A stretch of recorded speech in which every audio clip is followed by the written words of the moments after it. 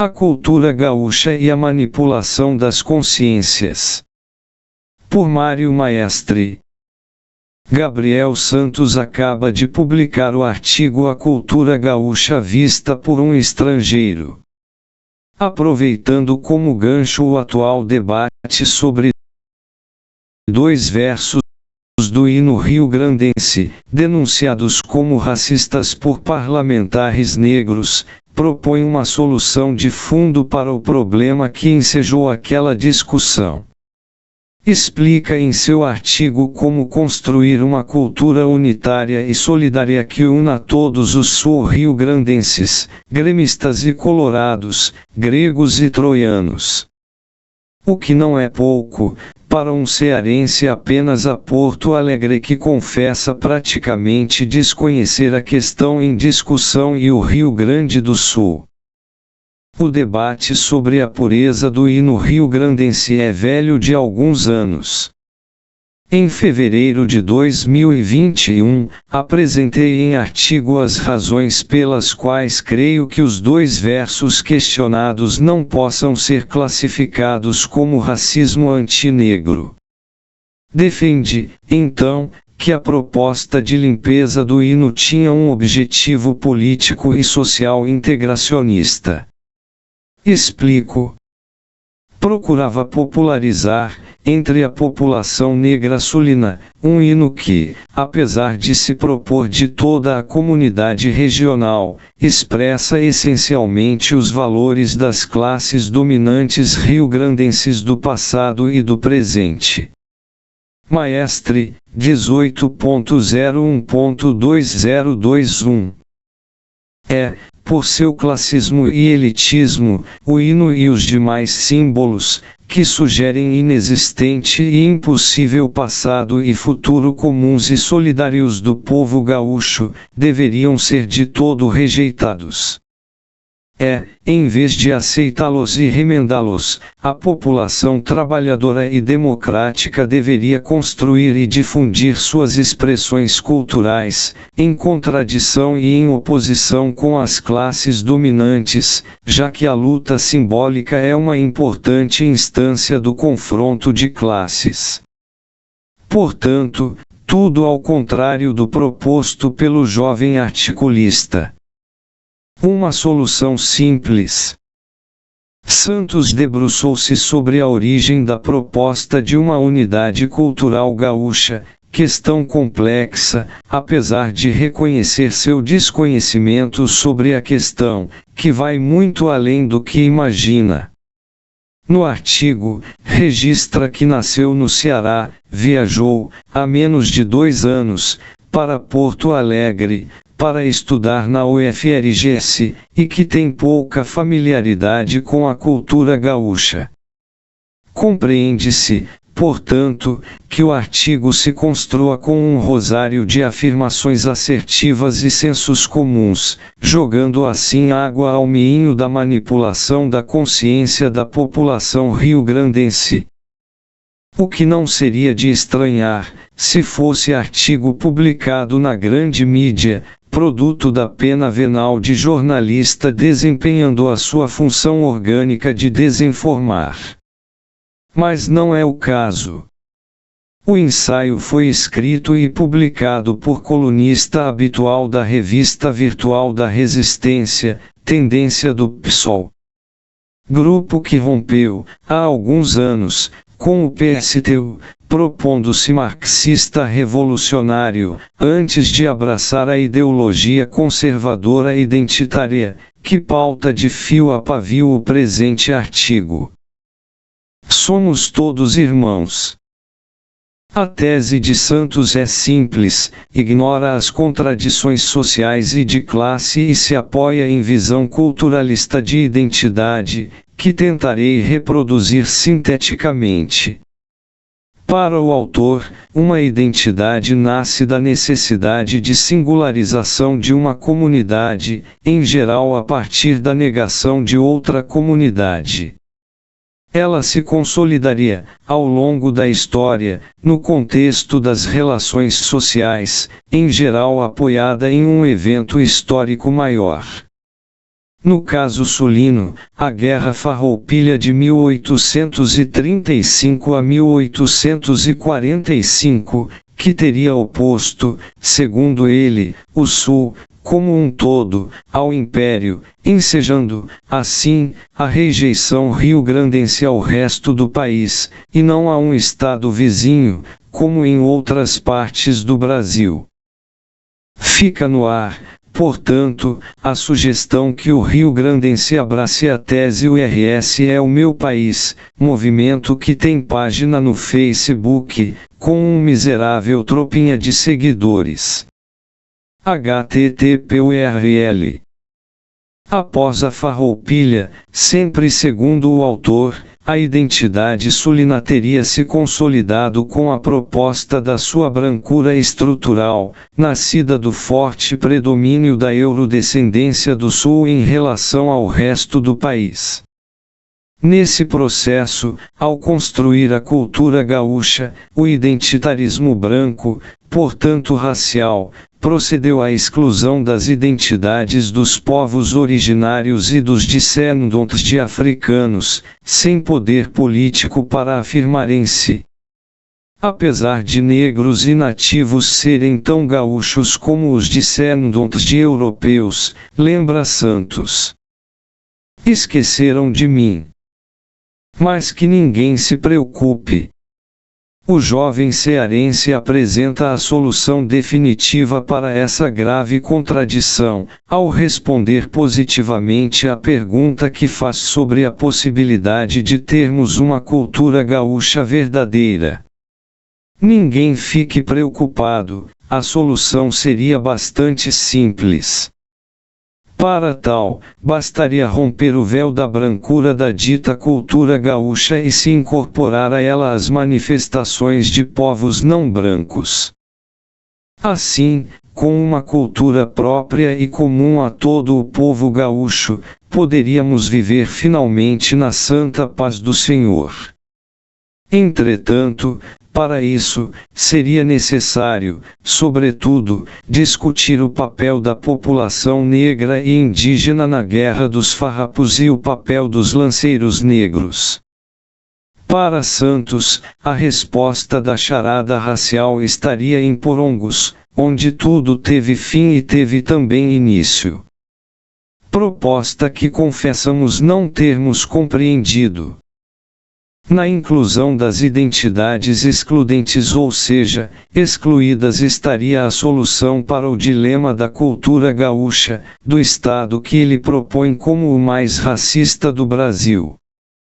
Uma solução que elevaria, diríamos, o Rio Grande do Sul racista ao avançado nirvana multicultural da Bahia e do Rio de Janeiro, que tem, respectivamente, o negro africano e o negro mulato como núcleos centrais da sua identidade e cultura.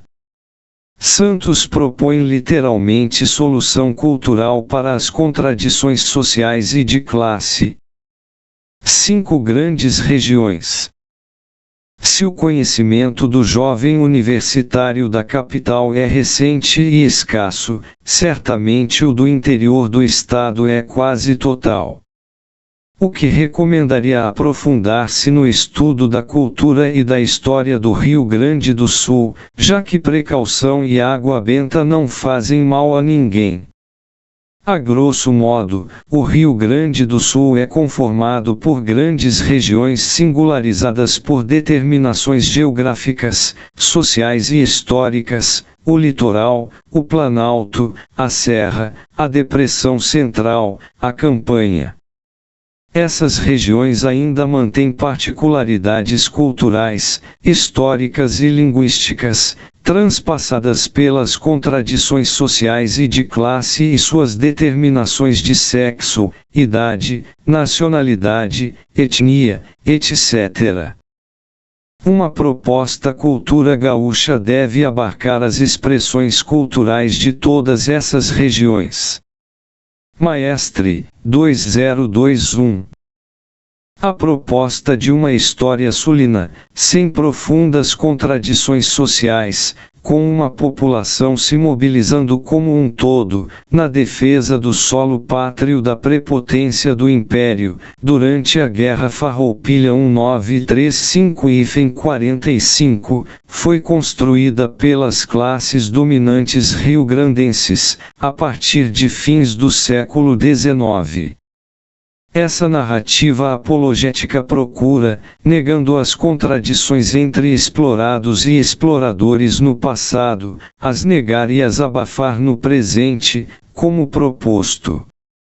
Instrumento de submissão político-ideológica, ela tem sido difundida diuturnamente, com indiscutíveis resultados, pelo Estado, centros educacionais, pela grande mídia, etc., com o apoio passivo ou ativo de sindicatos, partidos e movimentos políticos colaboracionistas.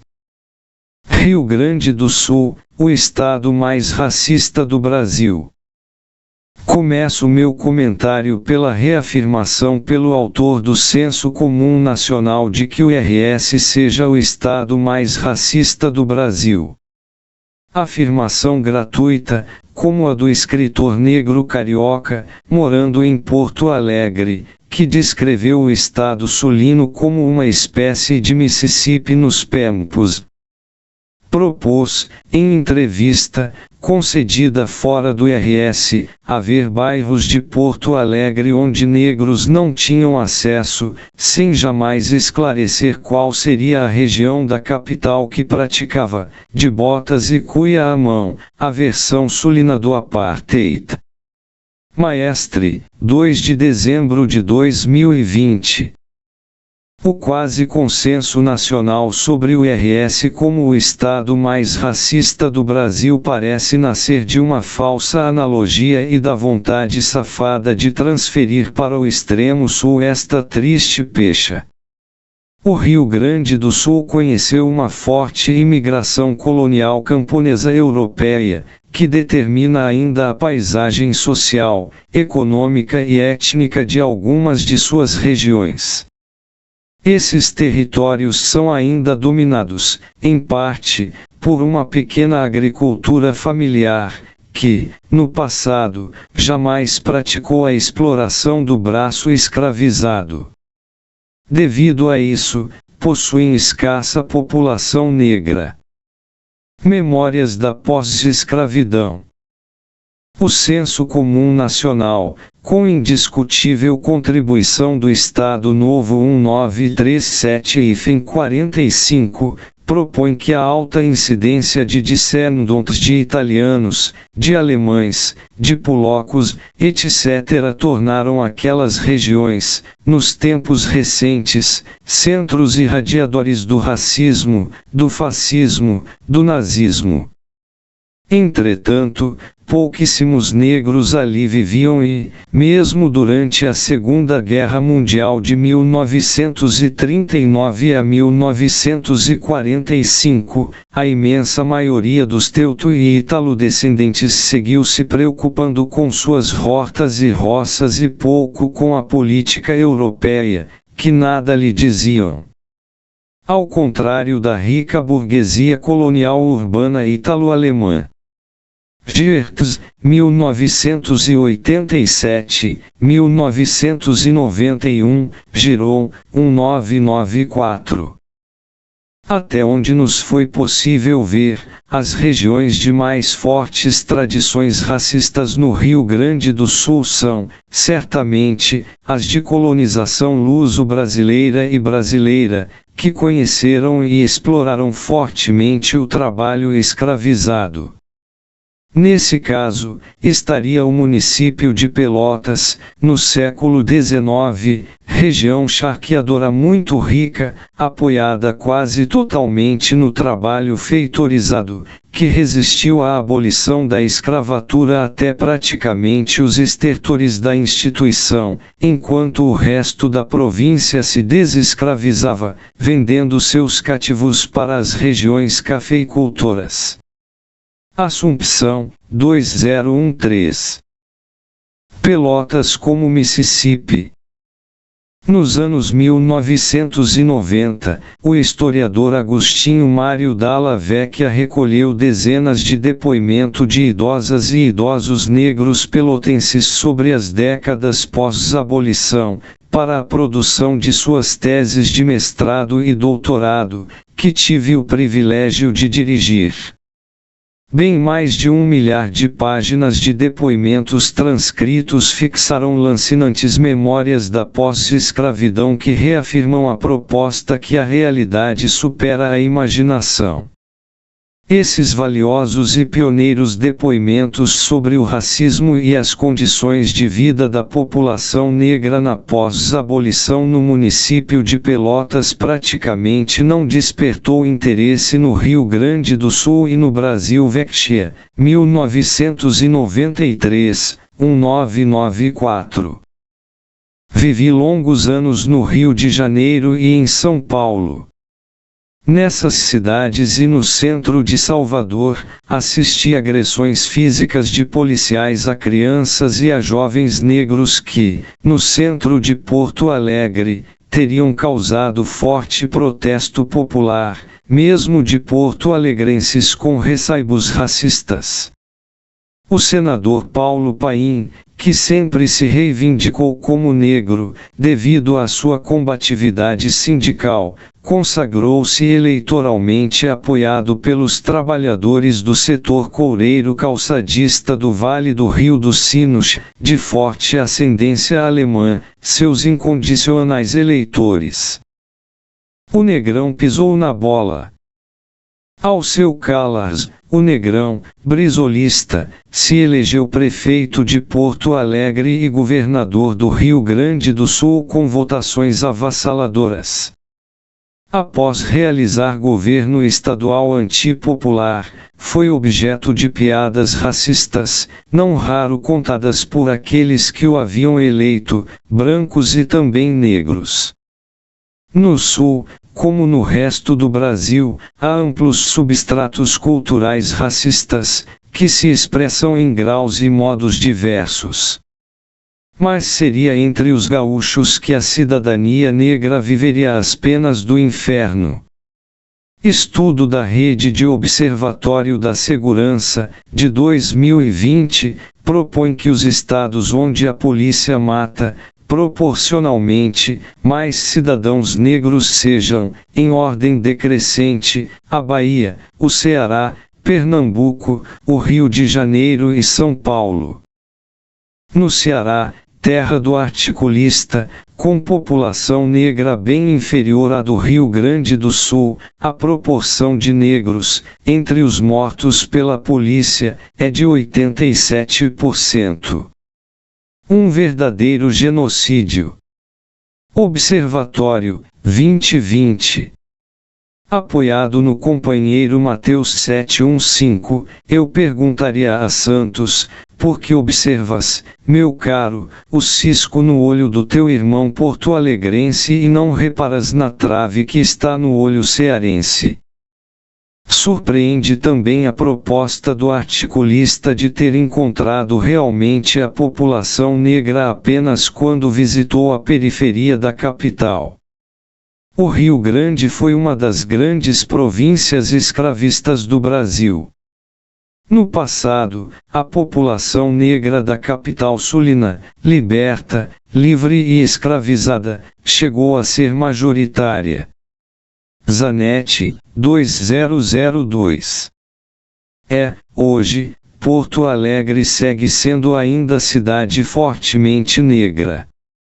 Se nosso escrevinhador tivesse visitado com atenção as lojas, bares, bancos, restaurantes, não apenas do centro, se observasse os passageiros dos ônibus urbanos, se levantasse os olhos para os edifícios em construção, e por aí vai, veria a fortíssima participação da população com alguma afroascendência nas atividades produtivas e sociais. Uma presença que cai, mas não desaparece, nos bairros das classes endinheiradas. todas as sextas, sábados e domingos, os bares da orla do Guaíba, que praticam altos preços, são ocupados por uma população porto-alegrense e de turistas mais endinheirada, em geral, branca. Ao contrário, os bares populares da Nova Rambla da Rua da Praia, com início na Calda Júnior, são tomados por habitués populares, com uma forte representação de porto-alegrenses negros. A população negra porto-alegrense certamente se concentra em alguns bairros periféricos da capital, com destaque para a Restinga, com uma efervescente vida e produção cultural. Precisão conceitual.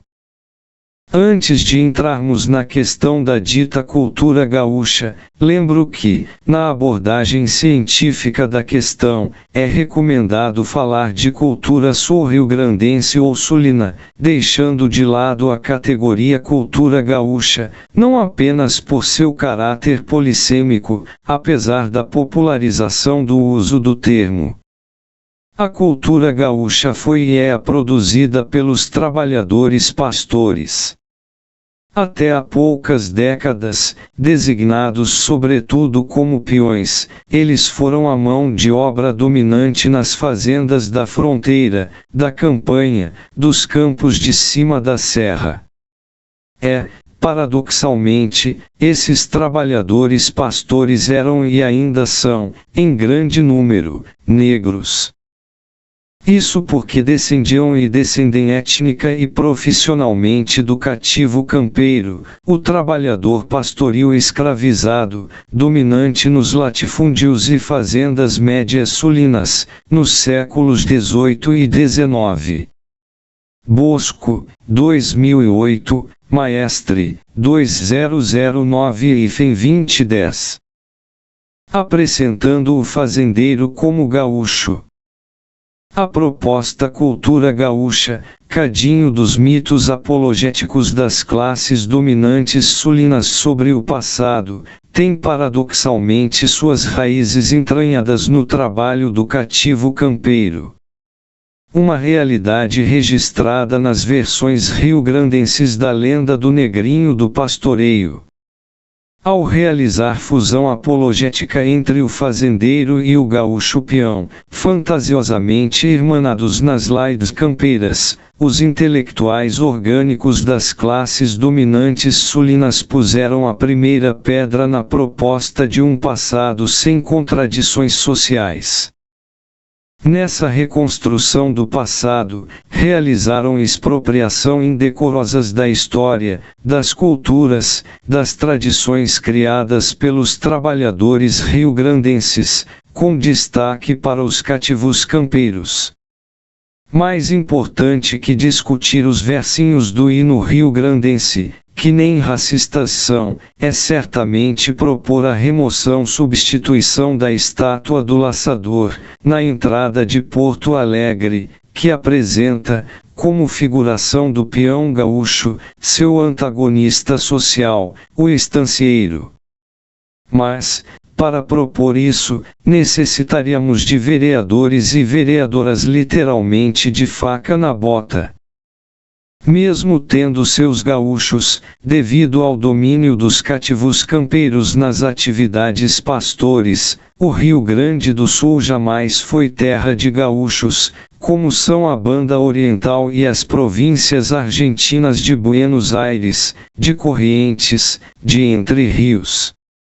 Nas regiões plétinas, onde dominava o gaúcho peão nos trabalhos pastores, os estancieiros jamais aceitariam a designação ofensiva de gaúcho.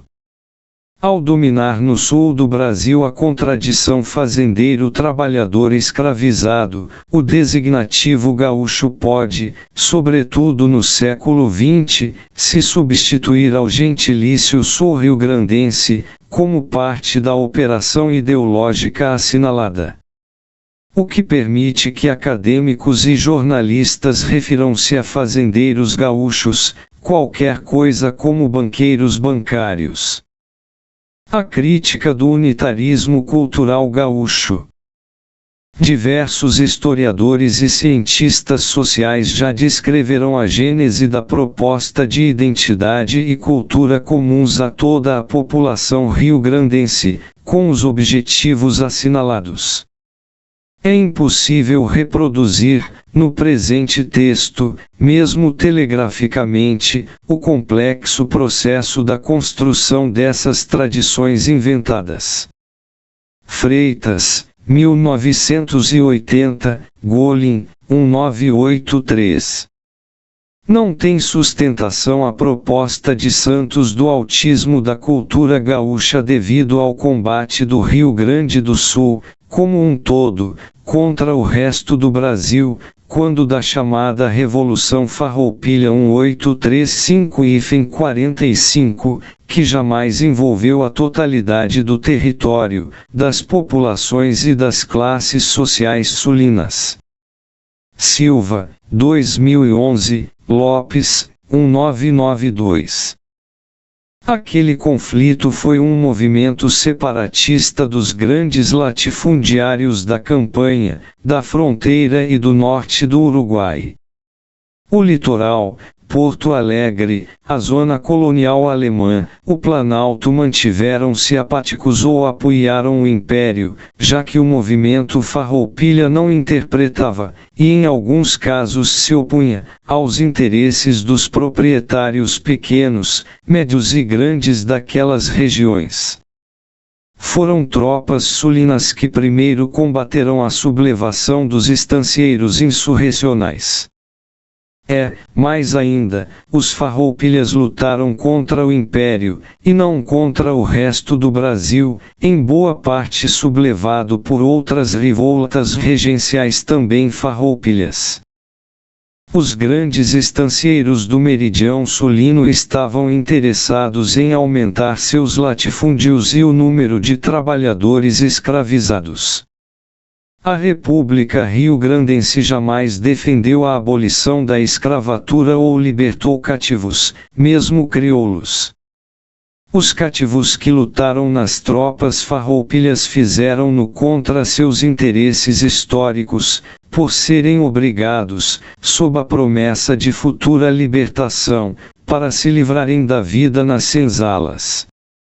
Eles pelearam em defesa do latifúndio e da escravidão e foram massacrados e entregues aos imperiais pelos chefes farroupilhas, quando da traição de Porongos e nos meses seguintes. Silva, 2011, Maestre, 2006. Tradição das classes dominantes. A Guerra Farroupilha faz parte da saga da fração pastoril das classes dominantes sulinas. Não há glória na participação nesse movimento promovido pelos grandes latifundiários escravistas. Ela deve ser rejeitada, como um todo, pelo mundo do trabalho e democrático, já que se contradita com a história e os interesses dos subalternizados no Rio Grande do Sul.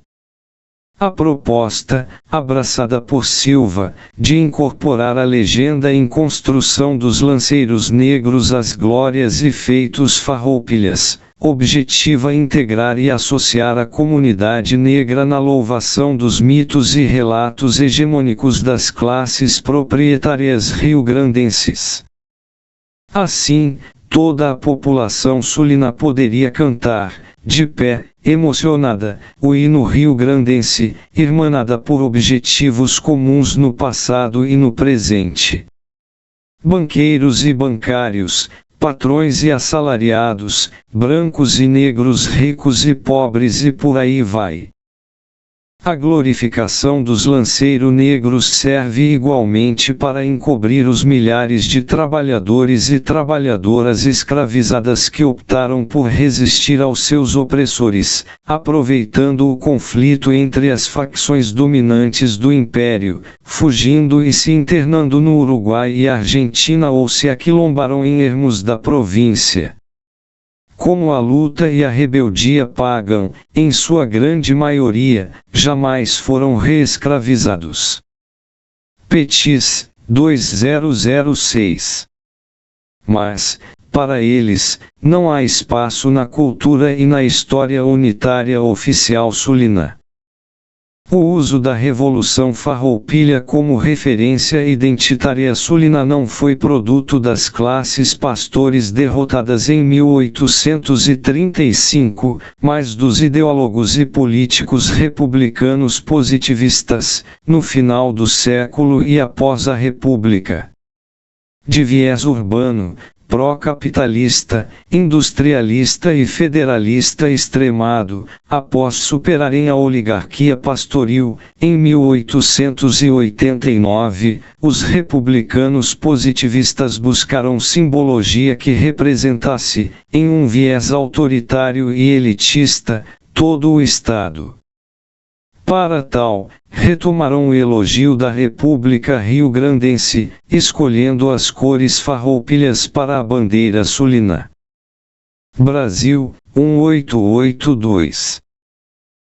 Sem qualquer piedade, na Guerra Federalista, em 1893 e em 95, massacraram os estancieiros liberais do meridião sulino, descendentes sociológicos e biológicos dos farroupilhas. No passado sulino, sequer houve paz e concórdia entre as facções dominantes em forte dissidência. Comunidades originárias. A história sulina foi determinada por profundas contradições sociais e de classe, que transpassaram e organizaram, tendencialmente, em forma hierárquica, as comunidades étnicas e nacionais das diversas regiões do Rio Grande do Sul. As comunidades nativas guaranis, minuanas, charruas foram exterminadas. Suas terras foram apropriadas por estancieiros portugueses, luso-brasileiros, teuto-brasileiros, brasileiros. Aculturadas, essas comunidades e seus descendentes foram explorados em situação semi-servil, como mão de obra semi-assalariada, etc. e contribuíram para a formação das comunidades caboclas livres, sempre sob a pressão do latifúndio. Zart. 1997. A destruição e absorção precoce das comunidades originárias permitiu que fossem integrados, em forma marginal e subordinada, aos relatos e às tradições hegemônicas sulinos. Sisimbra, 1978. Nos últimos tempos, tem avançado o estudo sobretudo das comunidades guaranis e missionárias. Kern, 1991.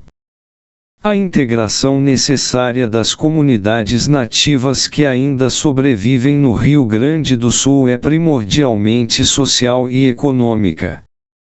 À margem de suas particularidades, a mesma exigida pelos demais setores populares explorados e marginalizados. Africanos e afrodescendentes constituíram o essencial da mão de obra explorada nos latifúndios, charqueadas, olarias, cidades, etc., desde a ocupação luso-brasileira do Sul, em inícios do século XVIII, até quase a abolição. O fim, apenas em 1888, do antagonismo permanente, entre escravizados e escravizadores, dificultou a integração dos cativos nos mitos fundadores de um passado sem contradições de classes, sobretudo quando se procedeu à reconstituição romântica da fazenda pastoril.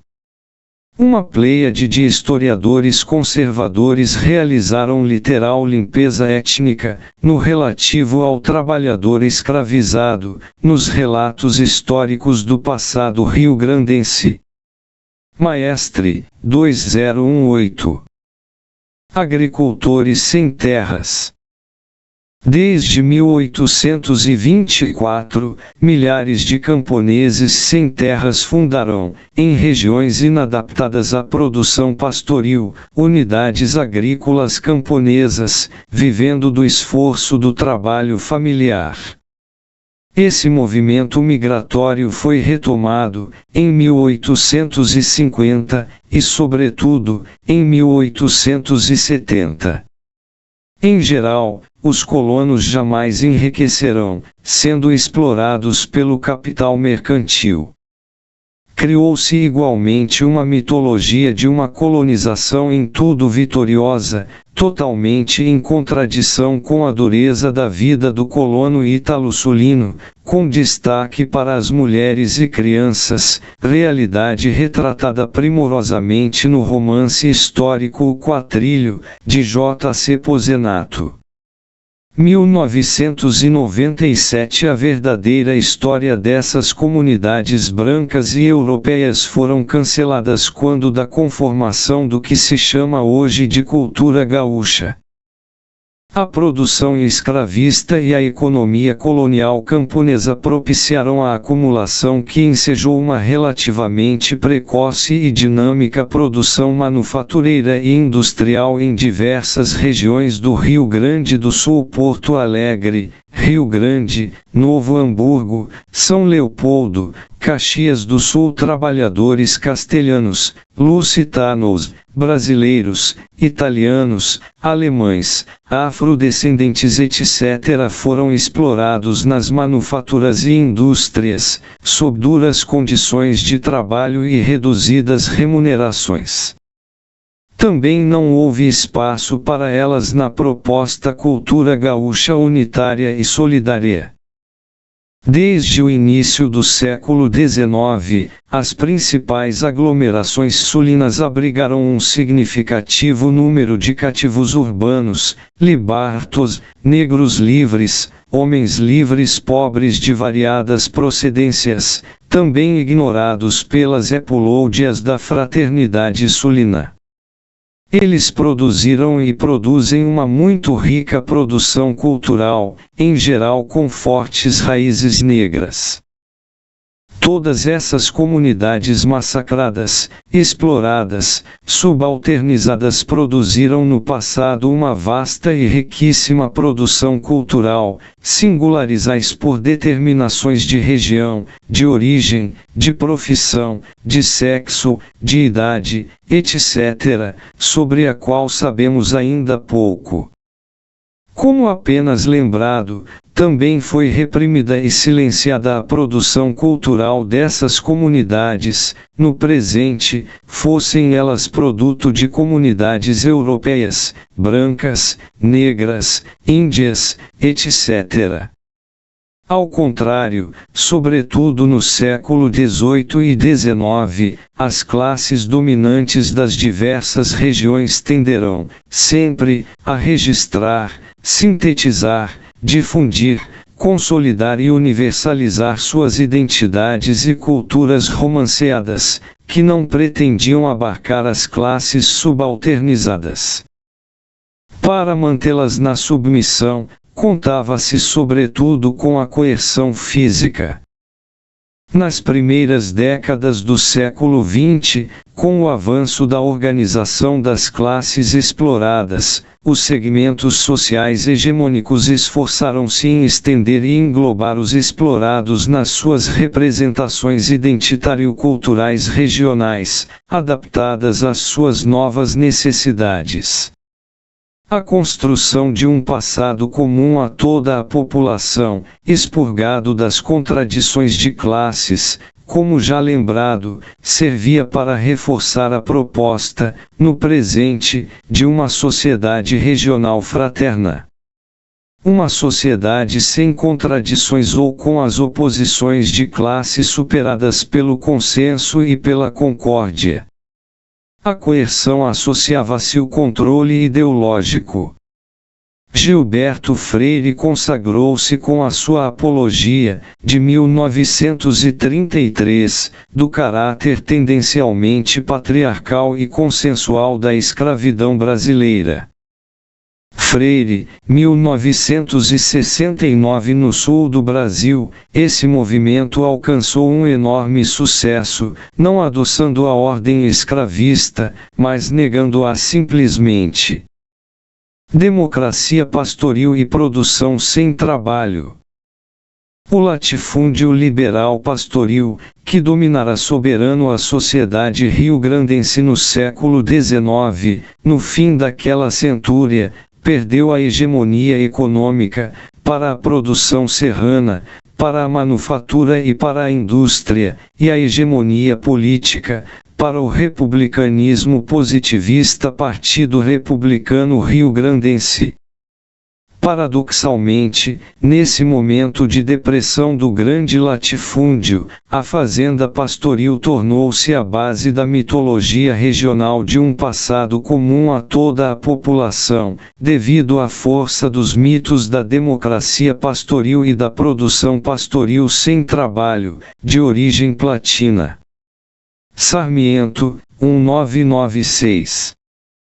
A estância foi proposta como a célula social da sociedade rio-grandense, onde não teria ocorrido dominação econômica, já que o meio físico e a modalidade do trabalho pastoril, nascido da natureza do solo, faziam das práticas criatórias uma atividade lúdica e prazerosa, que exigia pouco esforço, na qual participavam, lado a lado, em verdadeira comunhão, patrões e empregados, ou seja, fazendeiros e peões. Goulart, 1978. Construiu-se, assim, um mundo imaginário e imaginado sem contradições de classe, sobre o qual se construiu o tradicionalismo e o Centro de Tradições Gaúchas CGT. A Revolução Farroupilha passou a ser referência na história sulina como exemplo da convergência de toda a população em prol da defesa do Rio Grande do Sul. Tudo isso materializado e sintetizado na difusa proposta de uma cultura gaúcha unitária. Na construção dessa narrativa, o cativo campeiro, em especial, e o trabalhador escravizado, em geral, foram alijados do passado sulino pelos intelectuais orgânicos das classes dominantes. Sobretudo a partir dos anos 1930, historiadores referências das classes dominantes, como Souza Doca, Amir Borges Fortes, Moisés Velinho, Rio-Grandino da Costa e Silva, etc., apresentaram o Rio Grande como produto exclusivo do trabalho livre. A bem da verdade, o cancelamento do trabalhador escravizado da história sulina prosseguiu, praticamente até os anos 1990, mesmo quando da constituição dos cursos rio-grandenses de pós-graduação em História. Não há cultura negra sulina. É uma mistificação a proposta de solução do dilema da cultura gaúcha com a introdução de elementos de cultura negra no complexo cultural branco europeu unitário atual.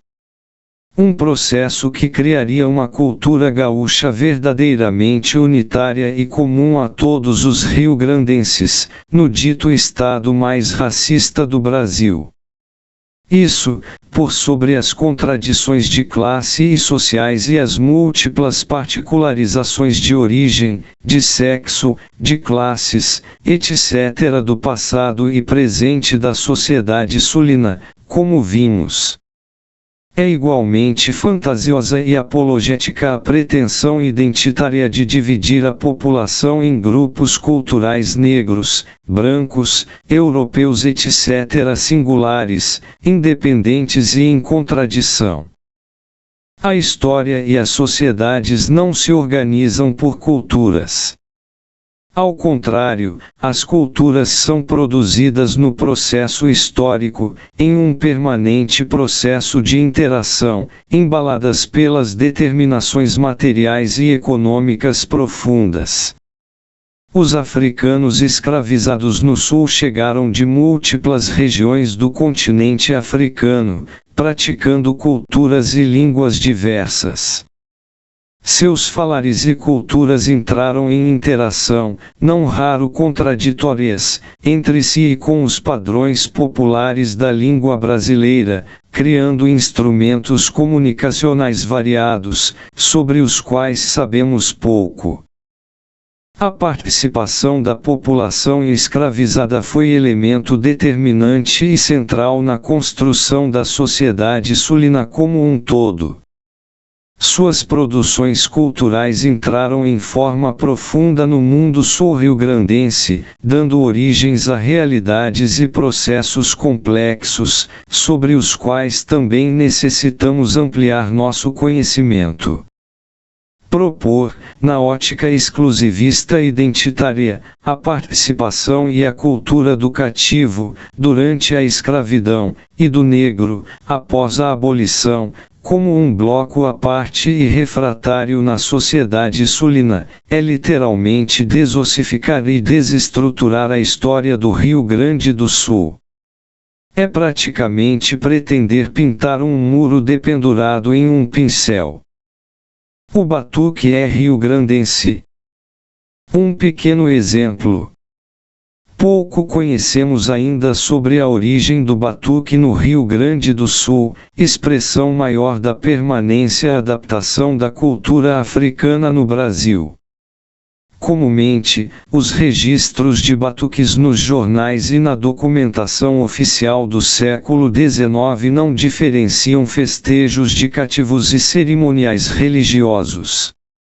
Essas práticas religiosas, fortemente clandestinas, das quais temos alguns registros positivos, para a província sulina, já no século XIX, difundiram-se no sul, em meio urbano, sobretudo em inícios do século XX, acredita-se que a partir de Rio Grande e Pelotas, antigos polos escravistas.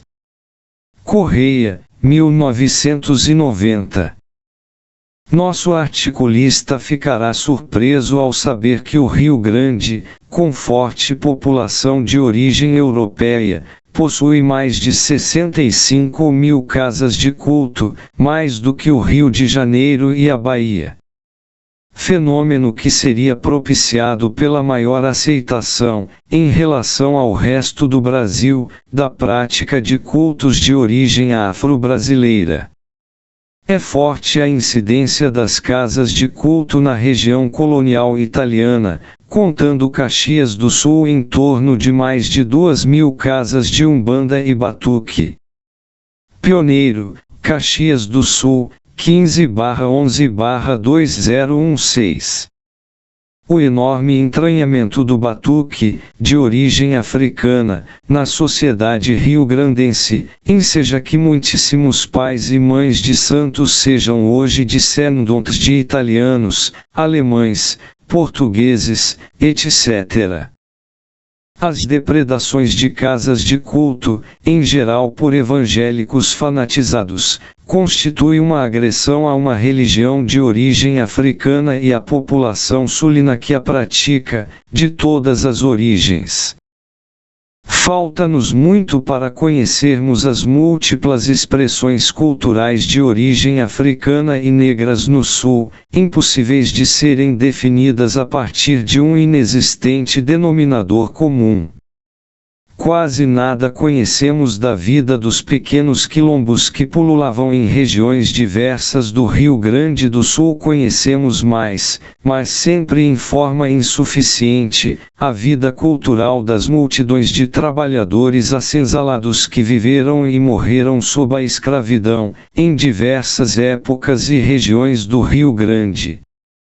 O mesmo ocorre com a história de seus descendentes na pós-escravidão, que faleceram, nos últimos anos, em grande número, sob a indiferença de nossa intelectualidade, com não muitas exceções. Caleidoscópio africano. Sabemos ainda menos sobre os aportes dos africanos à sociedade sulina. Não raro, a população das senzalas e dos quilombos era um caleidoscópio de nacionalidades africanas. O patrimônio cultural e linguístico trazido no bojo dos navios negreiros foi passado pelo moedor de carne da sociedade e da produção escravista. Impacta nos depoimentos registrados por Agostinho Dalla Vecchia a escassa lembrança dos tempos da escravidão e o quase absoluto desconhecimento de tudo que dizia respeito à África. Alguns depoentes sequer sabiam o que era a África. Apesar de falares africanos terem sido línguas frecas em regiões diversas do Brasil, suas contribuições aos diversos padrões do português falado limitam-se a algumas palavras e determinações sintáticas. Carbone e Maestre, 2003. Nosso escasso conhecimento sobre o aporte cultural dos cativos chegados das diversas regiões da África não pode ser preenchido com construções sintéticas de tradições inventadas, com objetivos políticos e ideológicos. Ao contrário, pode e deve ser enriquecido por um estudo sistemático das fontes e registros abundantes das trajetórias negro-africanas e de seus descendentes no sul, realidade, porém, sobre a qual se mantém um forte desinteresse. As últimas senzalas estão ruindo no Rio Grande do Sul, sob o avanço da agroindústria, sem que sejam realizados levantamentos arqueológicos. Lançamentos imobiliários ocupam e destroem os pátios traseiros dos sabrados urbanos senhoriais, em geral espaço de trabalho e convivência dos cativos domésticos. Maestre, 2001. Espero estar errado, mas talvez jamais se tenha realizado um levantamento arqueológico de um cemitério de negro sulino, que forneceria informação riquíssima sobre práticas culturais, origem e condições de vida dos cativos africanos e crioulos. E foram-se as charqueadas. Em Pelotas, sobre os vestígios do espaço charqueador, ao longo da margem direita do arroio homônimo, levantam-se hoje residências luxuosas, com pequenos portos privados. Paradoxalmente, não se trata, apenas, de descaso com a história da escravidão, já que com a especulação imobiliária desapareceram igualmente registros importantes da memória da classe dominante regional. Sobretudo, as produções culturais de indivíduos, de grupos e de comunidades, no contexto de suas múltiplas singularidades, se diferenciavam e se antagonizam sob as determinações e contradições sociais e de classe. No passado, os sentimentos, expectativas, hábitos, etc. diferiam e se opunham essencialmente, caso fossem produzidos por um trabalhador acinzalado, por um capitão de mato, por um feitor, por um proprietário escravista, mesmo sendo todos eles negros. No presente, não há identidade entre o patrão branco e o operário branco, como o patrão preto não tem piedade do trabalhador negro. Os rio-grandenses brancos e negros da classe média e endinheirados, mesmo quando não andam de mão dadas, possuem identidades essenciais e oposições estruturais para com os trabalhadores de qualquer cor. Para além de eventuais diferenças de tratamento, uma empregada doméstica é, essencialmente, uma empregada doméstica, como a patroa é, sempre, uma patroa, não importando se uma e outra sejam brancas, pardas, negras, orientais. Não é por nada o enorme apoio ao salário mínimo miserável, entre aqueles que não vivem dele, é claro. A proposta da unidade e coesão social da sociedade rio-grandense, a partir da incorporação das produções culturais comunitárias diversas, para produzir um complexo cultural comum a todos os rio-grandenses é fantasia social pacificadora e colaboracionista.